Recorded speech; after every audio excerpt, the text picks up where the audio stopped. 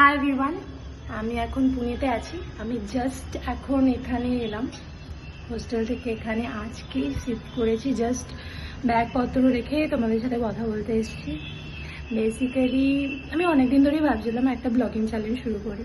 আমার নতুন journey start হলো।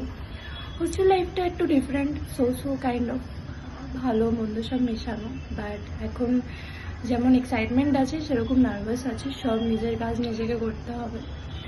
আর আজকে বেসিক্যালি অনেক রাত্রির হয়ে গেছে আর জিনিসপত্র এদিক ওদিক হয়ে আছে। নাহলে আমি আমার রুমের ভিউ দেখাতাম। এটা আমার ফার্স্ট রেন্টেড রুম। আমি একটু এক্সাইটেড আর একটু খুব বেশি নার্ভাস, কারণ আজ আমাকে সব কিছু নিজেকে নিজে করতে হবে এইসবের জন্য। তোমরা পিছনের ভিউটা দেখতে পাচ্ছ? আমার খুব পছন্দের ভিউটা, সিরিয়াসলি। এখন রাত্রির হয়ে গেছে, নাহলে আমি দেখাতাম। তোমরা আপাতত রাতে বুঝতে পারবে না, বাট পিছনটাতে একটু পাহাড় কাইন্ড অফ আছে, খুব সুন্দর লাগে। এমনি পুনে মহারাষ্ট্রায় মনসুন জাস্ট খুব সুন্দর।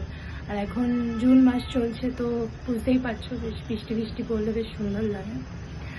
আমি বড় আরেকদিন তোমাদেরকে দেখাবো আমার রুম ট্যুরটা।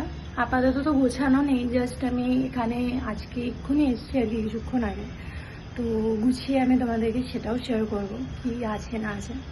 বেসিক্যালি আমি অনেকদিন ধরে ভাবছিলাম যে একটা ব্লগিং চ্যানেল খুলবো, কিন্তু কাজের পারপাসে আর খুলে ওঠা হয়নি। বেসিক্যালি আমি ভেবেছিলাম ট্রাভেলিং নিয়ে কিছু একটা করবো, সেটাও হয়ে ওঠেনি। বাট ঠিক আছে, নতুন শুরু হচ্ছে জার্নি।